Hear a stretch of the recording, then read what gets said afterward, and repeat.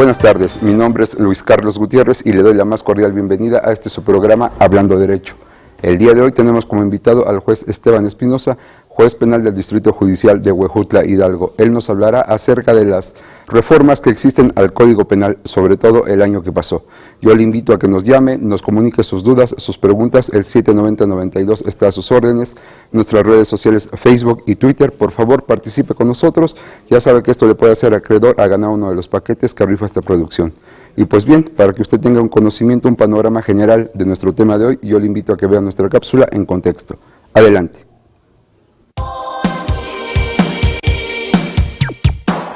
Los principios generales que plantean las modificaciones al Código Penal del Estado señalan que nadie podrá ser penado por una acción o omisión que no estén expresamente previstas como delito en la ley vigente al tiempo en que se cometieron o si la pena no se encuentra establecida en ella. No podrá aplicarse pena alguna si la acción u omisión no han sido realizadas culpablemente. Tampoco podrá aplicarse medida de seguridad alguna si previamente no se demuestra la existencia de un hecho antijurídico. Las penas y medidas de seguridad serán impuestas y ejecutadas en los términos y con las modalidades previstas por las leyes penales, ajustándose a la resolución respectiva.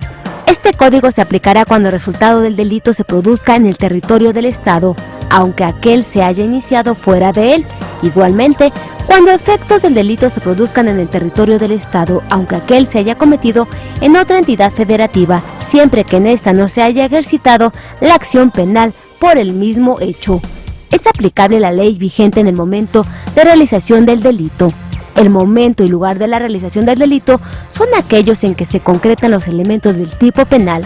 Las penas que se pueden imponer a las personas físicas con arreglo a este código son prisión, multa, reparación de daños y prejuicios, suspensión, privación e inhabilitación de derechos, funciones, cargos, comisiones, empleos o profesiones, amonestación, publicación de sentencia y los demás que señalan las leyes. Esto es el tema que abordaremos el día de hoy en Hablando Derecho. Gracias por acompañarnos una semana más en este su programa Hablando Derecho. Como usted ya lo escuchó y tuvo conocimiento de nuestra cápsula, nuestro tema de hoy son las reformas en materia penal, las reformas al Código Penal, para lo cual tenemos como invitado al juez Esteban Espinosa, un invitado de lujo, todo un conocedor del derecho penal. Juez, buenas tardes, gracias por estar con nosotros. Luis Carlos, muchas gracias, el agradecido soy yo, disfruto mucho venir a platicar contigo estas tardes. Personalmente el agradecido soy yo, como usted lo dice, siempre es un agasajo platicar con usted, con todo un conocedor. ¿Cuántos años tiene como juez penal? Como juez penal, y vi hace unos días en un periódico local que trae un apartado de las noticias de hace 25 años, y justamente el presidente del tribunal de aquel tiempo, el liceo Eduardo García Gómez, anunciaba la creación del Juzgado Tercero Penal, que fue el que yo fundé. Esto es que más o menos en el mes de julio estaré yo cumpliendo 25 años como juez, como juez penal, y 28 dentro del Poder Judicial. Todo un maestro para los jueces y, como bien lo decía, un conocedor de la materia penal. Y en estos 25 años, juez, el derecho penal ha cambiado mucho. Sí, claro, por supuesto. Debemos recordar, nosotros, abogados, y quienes no lo son también, saber que existen máximas en el derecho, aquella de Eduardo J. Couture, que establece en los 10 mandamientos del abogado, que el abogado debe de estar estudiando constantemente. De no hacerlo, estamos sentenciados o condenados a ser cada día menos abogados. El derecho en general se transforma todos los días de acuerdo a las necesidades y requerimientos de la sociedad. El derecho penal en particular creo que es muy dinámico, lo que hace en finales del siglo pasado se consideraba como un delito, por decir las injurias, por decir la vagancia y malvivencia, el fraude por expedición de cheques sin fondos, y que se consideraba a finales del siglo pasado como un delito, en la actualidad dejaron de serlo. Hay otros que se están formando consecuencia precisamente de los descubrimientos, de las cuestiones novedosas, de la electrónica. Hay delitos ahora electrónicos, hay delitos que se cometen a través de usos químicos o médicos avanzados. Entonces, nuestro derecho penal particularmente, que es lo que venimos a platicar hoy, se está transformando constantemente. Todos los días surge algo nuevo que ver. Después de 2008 hemos tenido una reforma a nuestro sistema procesal penal, la parte adjetiva en el derecho penal. ¿Usted cree que las reformas al Código Penal, a la parte sustantiva, puedan obedecer en algo a esta reforma procesal? Yo creo que no, porque como bien dices tú, Luis Carlos, lo que se reformó en el 2008 con tendencia a dar inicio a un nuevo sistema de justicia es precisamente renovar cómo se va a hacer las cosas ahora, cómo los jueces tendremos que actuar para estar en posibilidad de juzgar a una persona. Sin embargo, el aspecto sustantivo, lo que es el Código Penal, no se modifica como ha pasado en algunos otros estados que ya se aplica, porque el delito de homicidio sigue siendo homicidio, el delito de violación, el delito de lesiones, todos ellos no sufren modificación alguno, solamente lo que se cambia con este nuevo sistema de justicia penal es cómo se van a hacer las cosas ahora. Y que, por cierto, yo tengo esperanzas de que sea en beneficio de la ciudadanía, porque realmente, como se ha planteado y como lo hemos visto en algunos cursos que hemos tomado, parece que cuando menos va a ser más ágil, con mayor credibilidad y con una serie de circunstancias que a lo mejor otro día platicaremos, pero creo que, volviendo a tu pregunta, creo que el aspecto sustantivo del derecho, el Código Penal, se modifica por cuestiones propias y exigencias de la sociedad, pero desde mi muy particular punto de vista no se reforma en razón al nuevo sistema. Antes de entrar ya directo a las reformas de nuestra ley penal en Hidalgo, me gustaría saber su comentario. Hablamos en materia procesal penal de un código único, de un código que va a regir a nivel nacional, entonces para todos los estados tendremos el mismo procedimiento, el mismo proceso penal. ¿Usted consideraría que en materia sustantiva el Código Penal, este catálogo de tipos penales, de delitos que conoce la gente, debería de ser único para todo el país? Mira, es un tema bien delicado, Luis Carlos, y seguramente lo pensaste para hacer el planteamiento. Es un tema que se ha discutido mucho, pero si tú quieres mi particular opinión, yo creo, además voy a aprovechar la última visita que tuve aquí contigo, la fortuna de estar. Recordemos el secuestro, ya es un delito que le llaman que sea federalizado, porque se aplica una ley para todo el país. Desde mi punto de vista creo que es algo muy sano y muy bueno. El delito de secuestro causa los mismos efectos a la sociedad, a la víctima, a las personas en Campeche, en Yucatán, en el norte del país, en el centro del país, es exactamente lo mismo. Y creo yo que es bueno que se castigue de la misma manera y que se tipifique de la misma manera. Lo mismo sucede con el delito de homicidio. El delito de homicidio es exactamente igual, sus consecuencias atroces y fatales en el centro del país, en el norte, en el sur, por donde quiera que se le vea. Entonces vale la pena, creo yo, que exista un solo código penal, porque hemos encontrado disparidades, ahorita no tengo concretas algunas, pero en donde, por decir, el homicidio se castiga en un estado hasta con 20 años de prisión, en otro estado se castiga hasta con 50, hasta con 40 años regularmente. Eso es en lo que se establecen algunas diferencias que creo yo que no deberían de existir. Si nosotros consideramos un código penal único, entonces estaríamos hablando de las mismas conductas delictuosas, de los mismos bienes jurídicos que se tutelan a través de estas leyes, pero para todo el país. Gracias. Me parece muy buena idea. Muy bien, después de estas consideraciones, regresaremos de una pausa promocional a entrar de lleno a las reformas a nuestro Código Penal. Y yo le pido que no le cambie, estamos hablando derecho. Continuamos. Gracias por continuar con nosotros. Yo le recuerdo que si usted participa con nosotros vía nuestras redes sociales, vía nuestra línea telefónica, puede hacerse acreedor a ganar uno de los paquetes que tenemos el día de hoy, 790-92, nuestra línea telefónica. El paquete consta de nuestra Agenda 2014, la revista Sociedad y Justicia y una película. Ya sabe usted, por favor participe con nosotros, sus dudas y comentarios serán resueltas el día de hoy por nuestro invitado de lujo, el juez Esteban Espinosa. Y pues bien, juez, para entrar de lleno con nuestro tema el día de hoy, Entre las reformas que podemos encontrar a nuestro Código Penal del año pasado, encontramos una reforma a la punibilidad en el concurso de delitos real o material. ¿Podría decirle a quienes nos ven el día de hoy brevemente qué es la punibilidad y qué es un concurso de delitos? Claro que sí, encantado de la vida. Mira, en efecto, en agosto del 2013 se hizo la publicación en el Diario Oficial y empezó a entrar en vigor estas reformas de las cuales hablaremos el día de hoy. Y ciertamente, una de las principales, si no es que es la primera, cuando menos en el orden que viene en nuestro código, es la relativa a la punición o la punibilidad que tú me mencionas.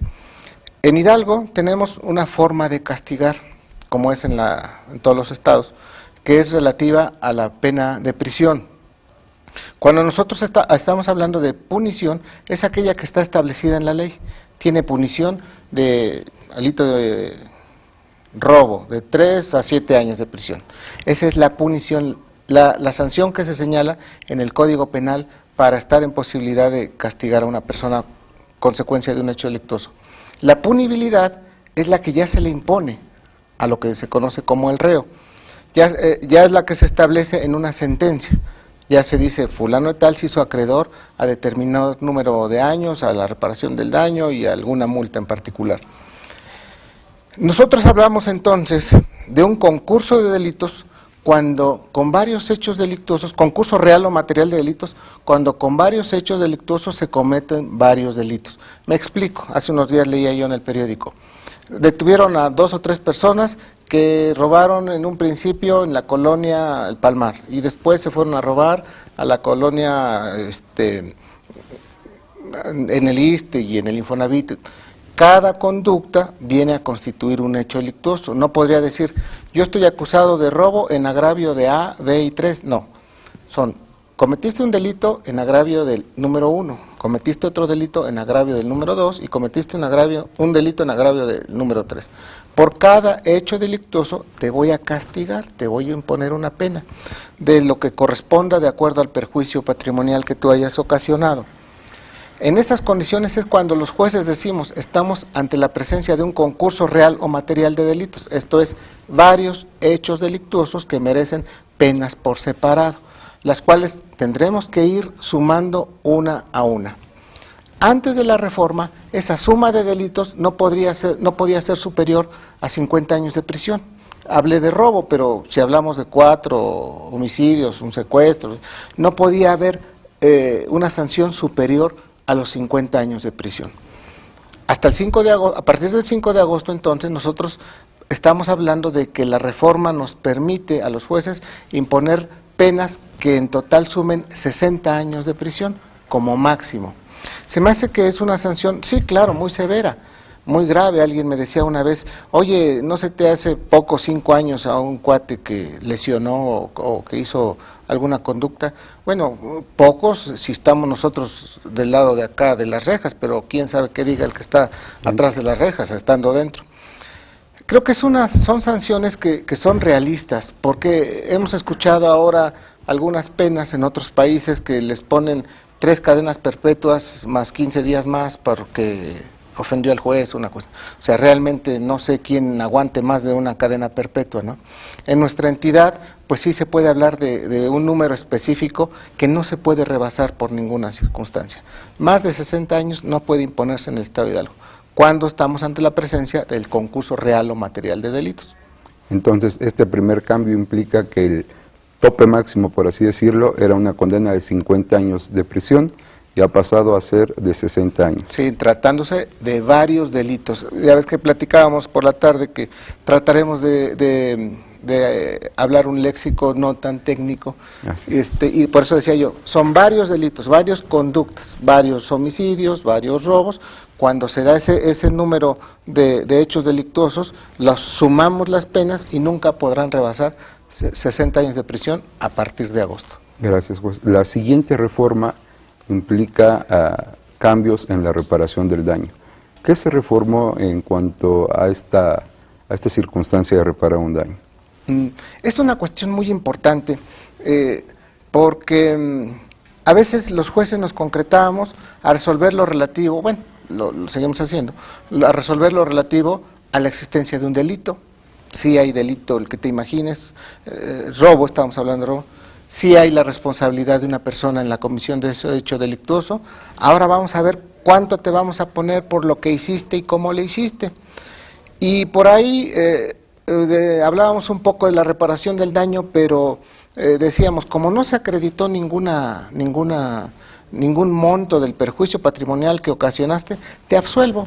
Entonces, ¿sabes qué? Te haces acreedor a una pena de prisión, te haces acreedor a una multa, pero como por alguna circunstancia durante el procedimiento no se acreditó qué daño causaste, te absuelvo de esa circunstancia y te vas. La reforma ahora obliga, dice, bueno, si ya condenaste, si ya encontraste la existencia de un delito, si ya sabes quién lo cometió, y si por alguna circunstancia no se estableció en el procedimiento ordinario cuánto debe de condenarse a pagar, a restaurar, a restituir, déjalo para un incidente en ejecución de sentencia, que seguramente vas a conocer tú como juez de ejecución de sentencias, déjalo para que ahí entonces el ofendido tenga oportunidad de cuantificar lo que no pudo hacer durante el procedimiento penal. Este es un tema que también ha sido un poco criticado, porque dicen, bueno, si no se acreditó o no se pudo acreditar durante el procedimiento ordinario, ¿por qué mandarlo entonces a un incidente? Pero creo que desde mi punto de vista es una cuestión justa para la víctima del delito, porque hasta 1990, en el que se creó el código actual, antes de sus múltiples reformas, el ofendido tenía una participación muy modesta, tenía que pedirle permiso al Ministerio Público para hasta para pedir copias. A partir del 90 se ha ido fortaleciendo la figura del ofendido, creo que yo muy bien, al grado de que en la actualidad entonces ya se le está brindando otra oportunidad para que esté en posibilidad de justificar el monto de la reparación del daño. Eso se me hace muy generoso por la ley, en cuanto a que si ya condenas, como dice la ley, si ya sabes que hay un delito y ya sabes que existe un delincuente, entonces, si no pudo acreditarse en el procedimiento, da la oportunidad que en un incidente especial, después de que cause ejecutoria esa sentencia, esté en posibilidad el ofendido de acreditar qué fue lo que se le ocasionó, qué daño se le causó. Me parece muy importante para quienes nos ven en casa, porque finalmente el ofendido, la víctima de un delito, lo que más le interesa es que le traten de reparar esa lesión que le causaron a su bien tutelado, sea cual fuere. Entonces creo que es de suma importancia para quienes nos ven en casa que sepan esto.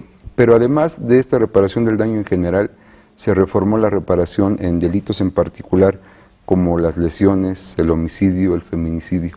¿Qué sucedió aquí, juez? Mira, también creo que es una reforma con una buena visión de justicia hacia la víctima. Particularmente me referiré a lo relativo a la reparación del daño tratándose del delito de homicidio. Y tengo que tocarlo con mucha sensibilidad, porque la gente, cuando nosotros hablamos de la reparación del daño en tratándose del delito de homicidio, nos cuestiona y nos dice, oye, es que la vida humana no tiene precio. Y por supuesto que estamos totalmente de acuerdo que la vida no tiene precio. Lo que nosotros hacemos cuando resolvemos la reparación del daño en el delito de homicidio, fijamos solamente una indemnización pues para tratar de resarcir el daño que se ocasiona a una familia que pierde un integrante.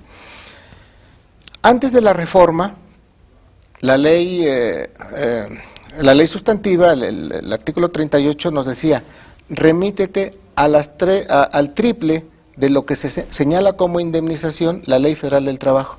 La Ley Federal del Trabajo señalaba 730 veces el salario mínimo tratándose de una muerte ocasionada en el trabajo. El Código Penal dice, tú fija esa indemnización en el triple. Nos venía dando como 2.190 días de salario mínimo, y hablando en pesos, estábamos hablando como en 113,000, 120,000 pesos máximo. La reforma obedece ahora a que la Ley Federal del Trabajo también ya se modificó desde diciembre del 2012, si mal no recuerdo, y establece que la indemnización en motivo de trabajo será ahora a 5,000 veces el salario mínimo. El Código Penal entonces dice, pues entonces ponle la misma indemnización, 5,000 veces el salario mínimo, que en la actualidad estamos hablando de 300 y tantos mil pesos de indemnización. Insisto, no se paga la vida de nadie, es solamente pretender resarcir el daño que se ocasionó. Alguien me preguntaba y dice, bueno, tratándose del delito de homicidio, cuando se trata de un menor de edad o alguien que no es productivo, de cualquier manera, ¿vas a condenar a la reparación del daño? La respuesta es sí. Siempre que haya una pérdida de la vida, habrá lugar de ser consecuencia de un hecho delictuoso, habrá lugar a que también se fije esa indemnización. Ahora, gracias a las reformas, de 5,000 veces el salario mínimo. Importante y justo, ya que como bien lo menciona, la vida de un ser humano no tiene precio, pero el poder retribuir ese daño que se le causa a los ofendidos, a quienes dependían de esta persona, creo que es importante estos aumentos. También tenemos otra reforma por cuanto hace al perdón del ofendido, tratándose en delitos que impliquen violencia contra las mujeres, los niños, o los incapaces. ¿Qué reforma hubo aquí, juez? Mira, Luis Carlos, también me parece otra cuestión muy justa, y platicábamos antes de entrar al aire. A veces las respuestas que yo doy no son sí ni son no, sino que tienen una raíz. Voy a referirme concretamente a los delitos de violencia familiar, por ejemplo, en donde la víctima es una mujer, regularmente son mujeres, regularmente el maltratador es el varón, regularmente, no es la regla tajante. En esos casos se cometía el delito de violencia familiar en agravio de una mujer, con las condiciones que da la figura delictiva o que exige la figura delictiva de violencia familiar.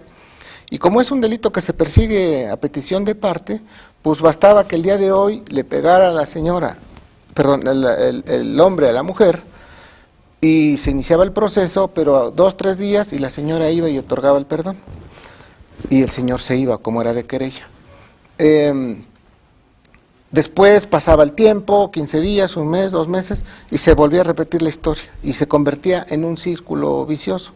Hoy le pega, mañana le perdona, hoy le pega, mañana le perdona, y siempre estaba el violentador en la casa. Ahora lo que establece la ley con su reforma dice, ¿sabes qué? Para que proceda el perdón, es necesario que el maltratador sea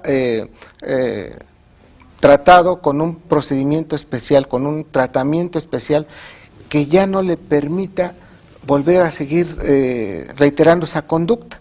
Y a mí se me hace fabuloso porque va, le pega, sale de la cárcel, le pega, sale de la cárcel, ahora no. Ahora, para que pueda salir, tienes que tratarte, porque tú ya tienes un problema de otra naturaleza que no te permite regresar a tu casa en las mismas condiciones porque vas a repetir la historia. Y eso me parece muy bueno también, esa reforma.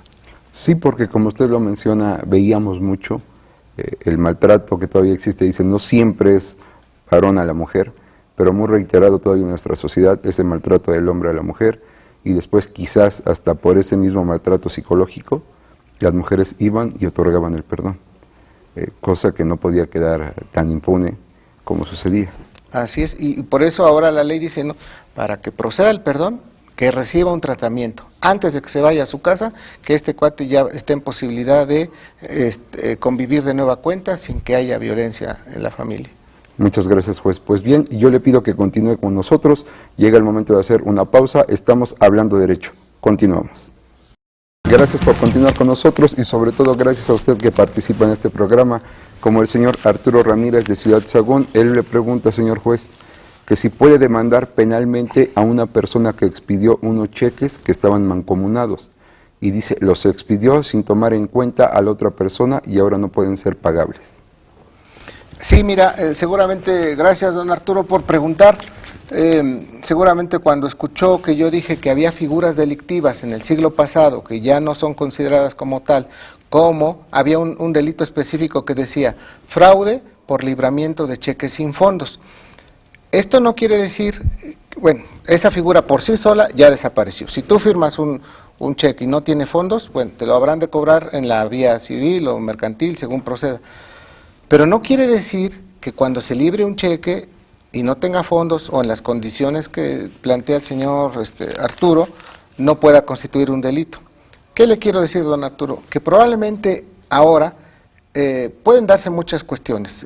La pregunta es de 2 líneas y pues tengo que imaginar muchas cosas. Pero a lo mejor puede haber un abuso de confianza porque quien firmó o el girador del cheque no estaba autorizado para ejercer esa conducta.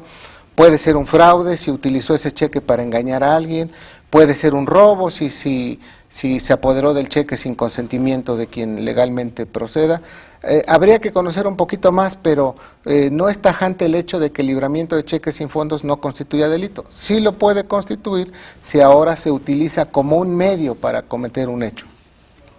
Muchas gracias, juez. Señor Arturo Ramírez, pues esperamos que esta respuesta le haya ayudado un poco. Y pues bien, juez, siguiendo con las reformas a nuestro Código Penal, ¿existe alguna otra sobre la prescripción de la acción penal en los casos de los delitos contra el normal desarrollo sexual contra menores de edad? ¿Qué sucedió en esta reforma? Fíjate que esta reforma, dicen algunos que luego utilizan palabras muy rebuscadas, rompe paradigmas, es decir, rompe todo lo que nosotros estábamos acostumbrados a manejar y que creíamos que estaba bien, y está rompiendo en el caso de las prescripciones, en estos casos en particular, con lo que nosotros conocíamos antes. Me explico. Todos sabemos, los abogados sabemos, y los que no les explico rápido, que la acción penal nace y muere. Nace cuando se comete un hecho delictuoso. Ahí empieza a correr la acción penal. El delito, hemos hablado del robo, bueno, suponemos que es un robo. Y muere cuando transcurre un determinado número de tiempo. Es decir, nosotros estamos acostumbrados a que la acción penal prescribe o muere, en términos llanos, en el término medio aritmético de la pena. Robo de 3 a 7 años, término medio aritmético 5. El delito o la acción penal para perseguir a una persona muere, prescribe, se acaba a los 5 años. Ya no se puede hacer más. Pero el legislador, creo yo, con sensibilidad, dice, oye, pero cuando se trata de delitos sexuales que se cometen en perjuicio de un menor, la prescripción se va a empezar a contar a partir de cuando la víctima cumpla 18 años. Y ahí es una operación que tuve que hacer un ejercicio y decir, a ver, a veces se comete un delito de violación en agravio de un menor de 6 años. Suponiendo que el delito de violación prescribiera a los 10 años, cuando el menor que sufrió un atentado de esta naturaleza tenga 16 años, el que perpetró ese hecho delictuoso ya podría andar libremente porque la acción penal murió, prescribió, se acabó. Entonces ahora lo que dice el legislador, no, ahora la prescripción se va a empezar a contar a partir de cuando la víctima alcance la mayoría de edad, esto es los 18 años. Entonces, a partir de ese momento, ahora se empezará a contar la prescripción hasta cuando el menor que sufrió un ataque de esa naturaleza adquiera la mayoría de edad. Entonces, pues ya va a estar la amenaza de la acción persecutoria de la autoridad, del Estado mismo, pendiente sobre la cabeza de las personas que cometan este hecho delictuoso por un término superior, y va a permitir entonces que se le logre sujetar a un proceso. Ya no va a prescribir de la manera tradicional. Ahora habrá que esperar a que la víctima cumple 18 años para que a partir de ese momento se empiece a correr el término para la prescripción. Esta reforma obedecerá, me imagino yo en este momento, que quizás cuando un menor sufre algún abuso, alguna situación de estas, normalmente sufre miedo o tiene algún tipo de violencia psicológica que le hace que no tenga quizás el valor para denunciar este hecho, y que cuando ya es mayor de edad tenga todavía la potestad, la facilidad de poder denunciar este tipo de conducta. ¿Cree usted que sea por esto? Puede que sea por eso. Yo no lo quería abordar así muy abiertamente, porque la verdad es muy extenso y muy delicado. Toda la reforma de agosto, mis queridos amigos, toda la reforma de agosto del 2013 tiene una tendencia en particular y obedece a diversos tratados internacionales, a diversas recomendaciones de la Corte Interamericana de los Derechos Humanos, pero está obligando a los jueces a lo que debió haberse hecho siempre, a juzgar con perspectiva de género y procurando siempre la supremacía y el bienestar de los menores, de los niños. Por eso, durante esta plática, o lo que queda de ella, vamos a hablar de la mujer, vamos a hablar de los menores que regularmente estaban en un estado de desprotección del propio Estado. Ahora ya el Estado está creando esos mecanismos. Ahora protege más al niño, protege más a la mujer, protege más a los incapaces porque no estaban un tanto desprotegidos. Si nos da tiempo rápido les platico un asunto en un juzgado donde estuve adscrito. Una persona promueve juicio de amparo contra un auto de formal prisión por el delito de violación, analizado que fue por las autoridades federales. Dice: a ti te niego el amparo porque las evidencias que hay en la causa son suficientes para someterte a un proceso. Hasta ahí, todos los abogados que están escuchando esto diría, bueno, pues así es como iba a quedar, se iba a resolver, protegiendo o negando. En este caso, le concede el amparo. Pero a la víctima mujer, dice en un apartado el juez federal: oye, fíjate que la mujer, juez, ¿no te diste cuenta que es una mujer que está desprotegida, que tiene una afectación en sus facultades mentales, que se encuentra en un estado de vulneración?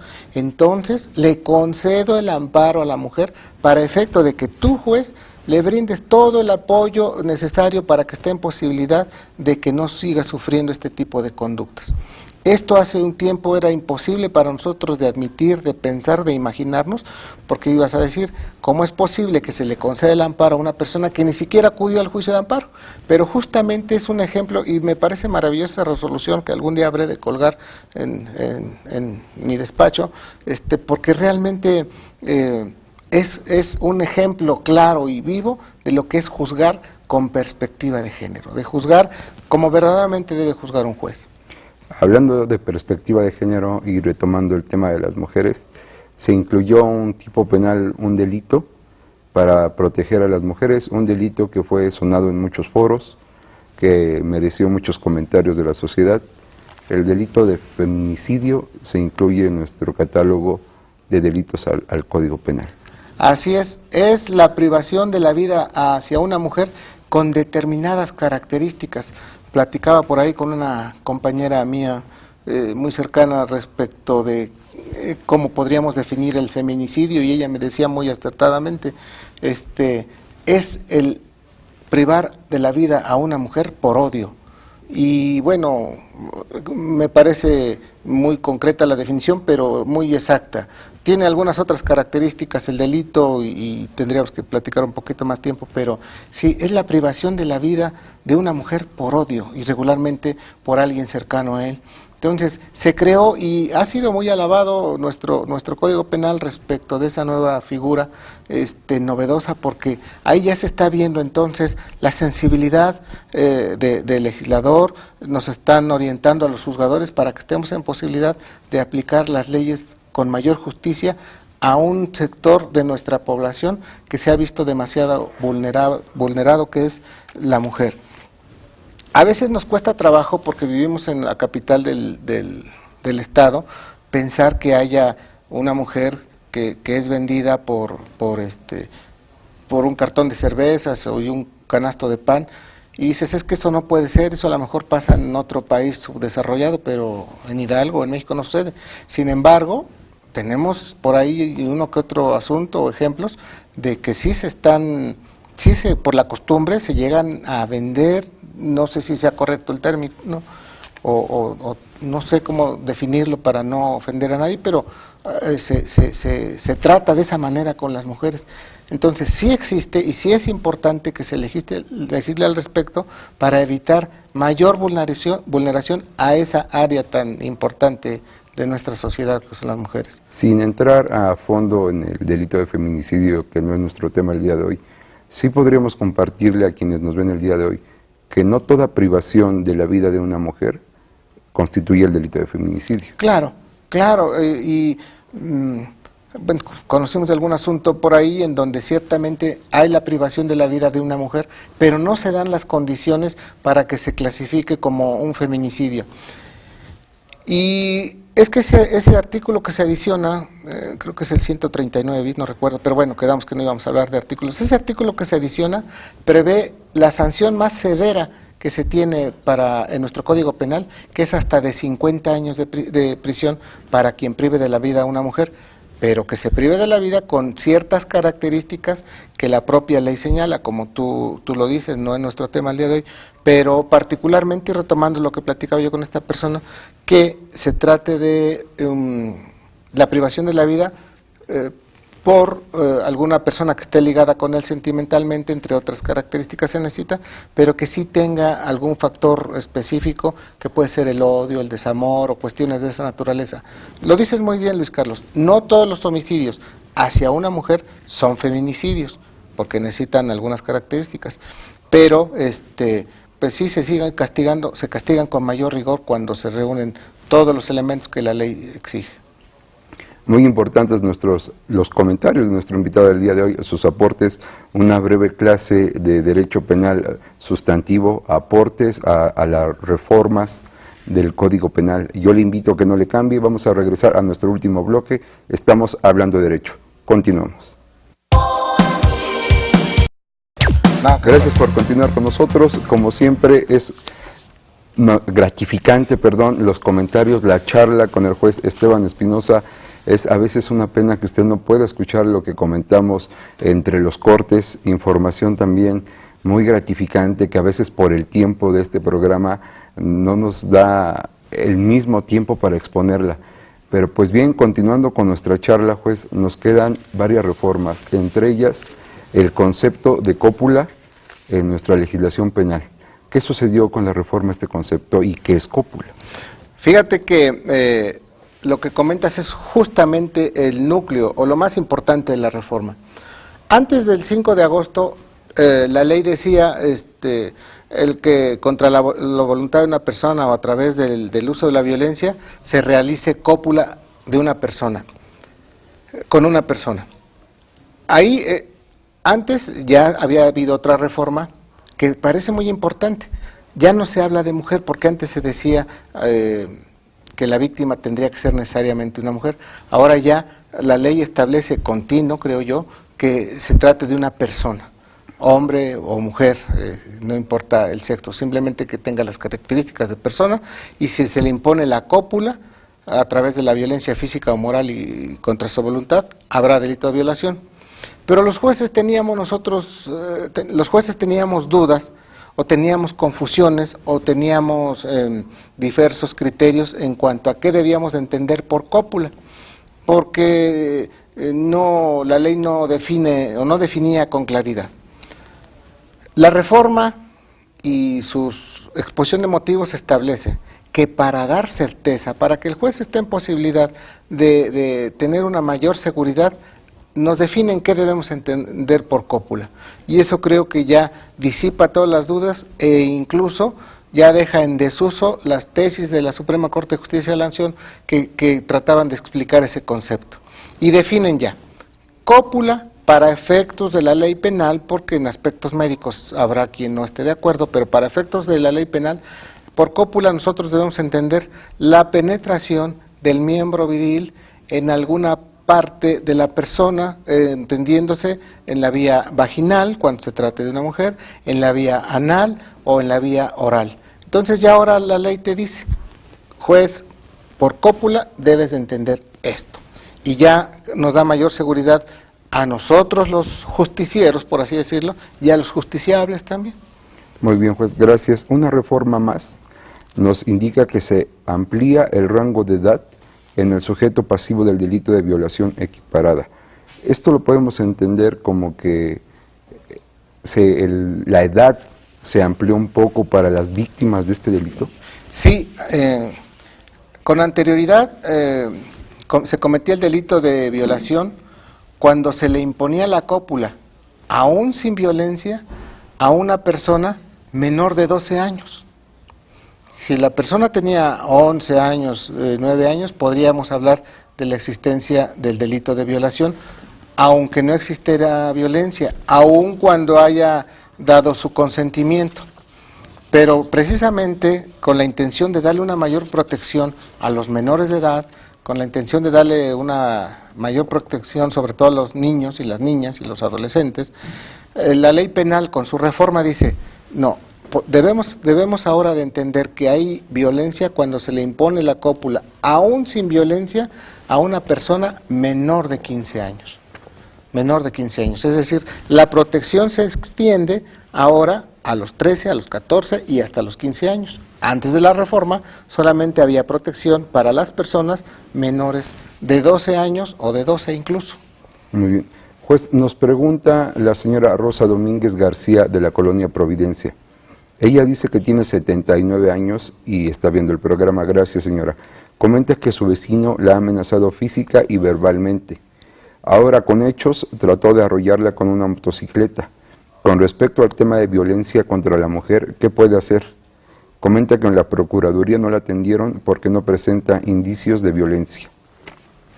Señora Domínguez, trataré de explicarle muy brevemente. No necesariamente para que entendamos violencia debe de quedar alguna huella o registro en el cuerpo de la persona.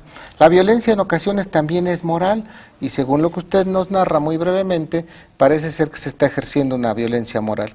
Cuando nosotros estamos ante la presencia de violencia moral, cuando a través de palabras, de actos o de señas, alguien nos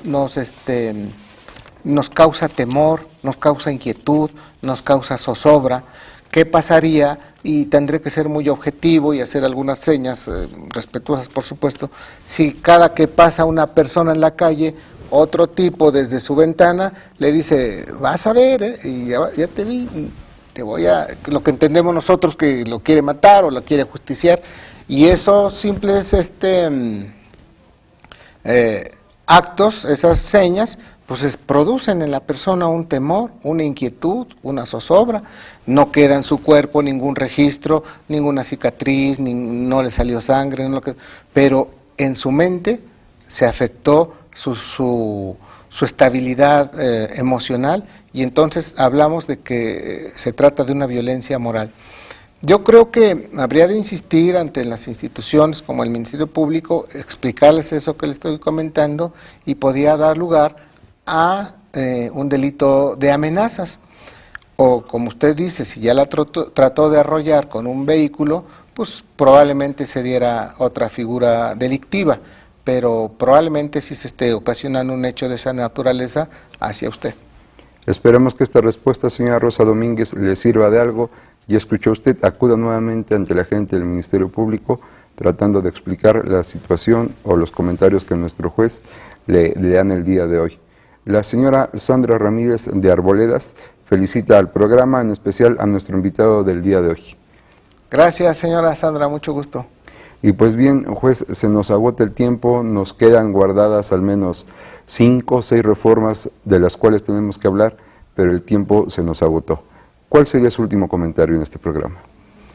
Pues hacerle saber a la ciudadanía en general que el Poder Judicial, los jueces que integramos este poder, nos estamos preparando precisamente con la finalidad de que apliquemos una justicia con mayor certeza, una justicia confiable, una justicia honesta y que podrán acudir a los tribunales con la seguridad de que serán atendidos. Nos estamos preparando en reformas como esta naturaleza y en algunas otras en donde se está ya preparando el Poder Judicial para recibir al nuevo sistema de justicia penal que más temprano que tarde ya estará en vigor en nuestra entidad. Gracias, juez. Para nosotros personalmente es un gusto poderlo escuchar, aprender de usted y seguramente en casa sus comentarios hoy fueron de mucho aporte, de gran valía. Y pues bien, no me queda más que comentarle que la ganadora del paquete de hoy es la señora Rosa Domínguez García de la colonia Providencia. Puede pasar a recoger su premio en carretera México-Pachuca, kilómetro 84.5, en la coordinación de información del Tribunal Superior de Justicia. Lo único que necesita es la copia de su credencial de elector. Le invito también a que el día viernes a las 11 de la mañana nos escuche en Hablando Derecho Radio, en la conducción de nuestro amigo Gustavo González. Se despide de ustedes su amigo Luis Carlos Gutiérrez, no sin antes comentarle y recordarle que la justicia no se mide ni se pesa, se siente. Buenas tardes.